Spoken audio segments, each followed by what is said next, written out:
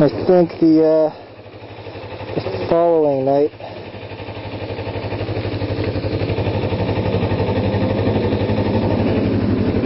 I actually went crazy and actually traveled all the way out to PCH and Malibu Canyon Road in the dead of night.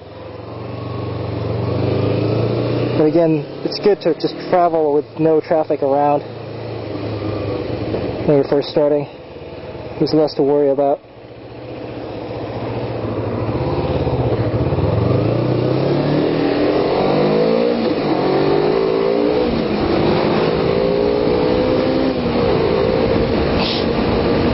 I'm really whacking on the throttle, but we're hardly going at any speed, which is why this makes this such a good beginner bike.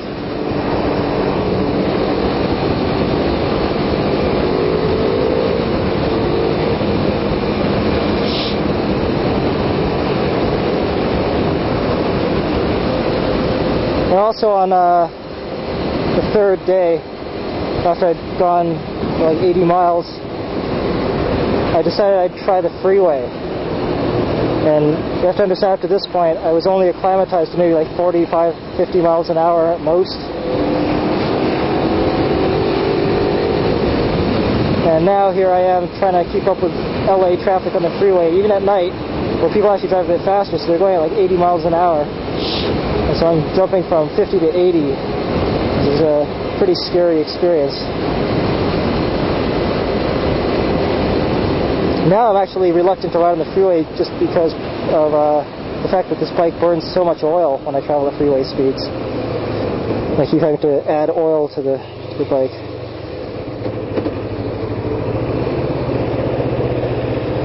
There's a Lotus Elise.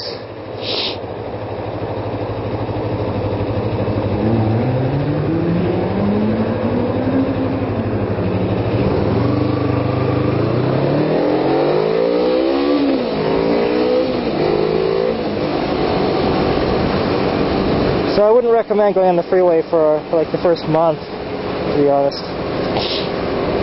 That was probably one of the more foolish moves I made in my early riding days.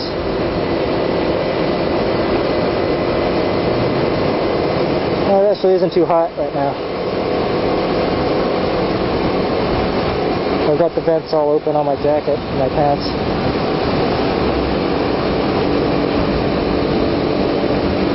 Now, the funny thing about the Ninja 250 is that a lot of people can't seem to tell the difference between this bike and, let's say, like a Honda CBR 600.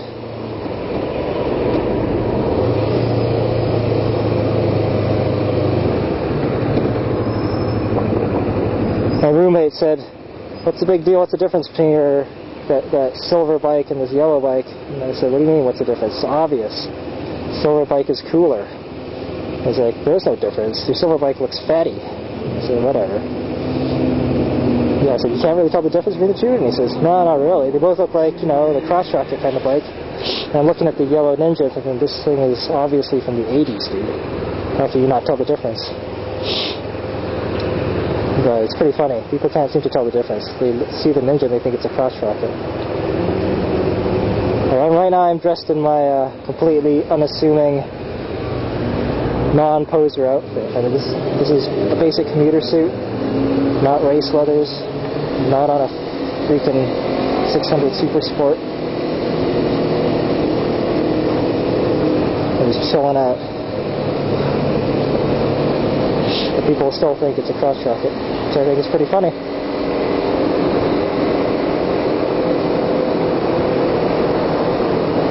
I'm also kind of reluctant to lane split at traffic lights when I'm on the Ninja like this, because I have to really gun it like crazy. I have to take it up to obnoxious RPMs. This is just stupid. I don't know, I'm just not into it. I'd rather just do a very small amount of effort and get the bike to leap forward like on the 600.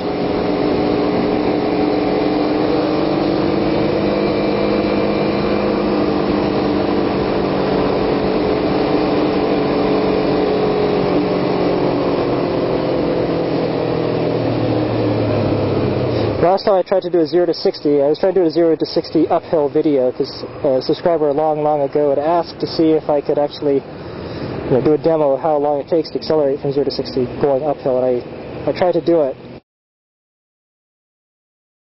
My performance was abysmal. I think it took me like 8 seconds to go from 0 to 60 on this bike. I mean, a lot of that time was burned actually, you know, getting the bike to start moving, like letting out the clutch and engaging everything.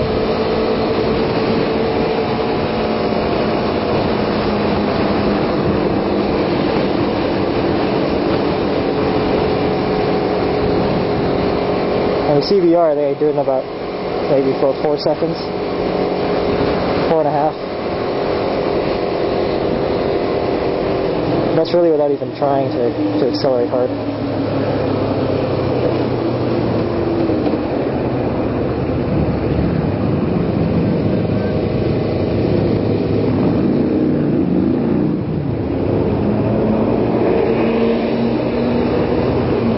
So, on buying a new bike, there's a website that I read before I headed out to check out the Ninja 250. I'll put a link up on the video.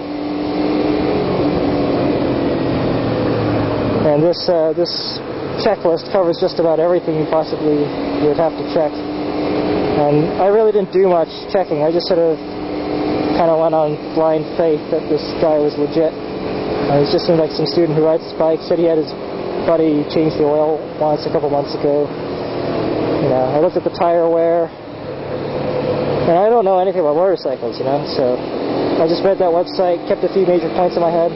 I also checked the forks. Like, I sat on the bike and I just pushed really hard on the handlebars and dove the forks down. And apparently if they come up wet, then there's something wrong. They should come up bone dry, according to that website. So it did come up bone dry and perfectly fine. I checked the chain, nothing seemed really out of the ordinary. I checked just the overall connection of all the, I guess, chassis and suspension, just sort of looked at it visually. Check to see if it would start.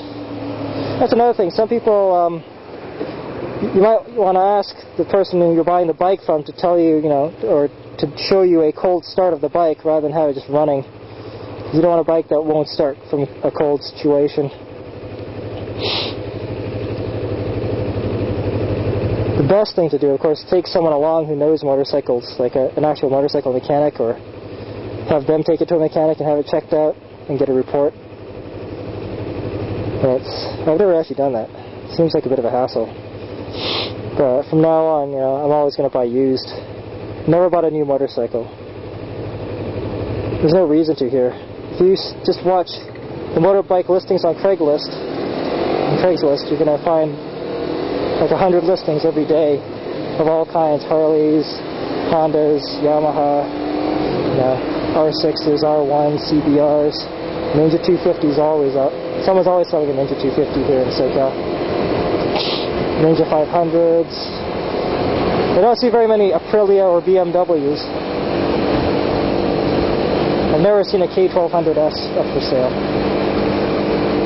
So it might be a long time before I can get a hold of one of those.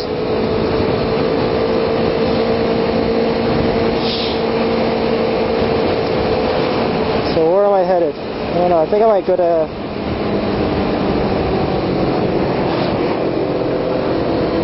I think I might head down to Mulholland and do it in reverse.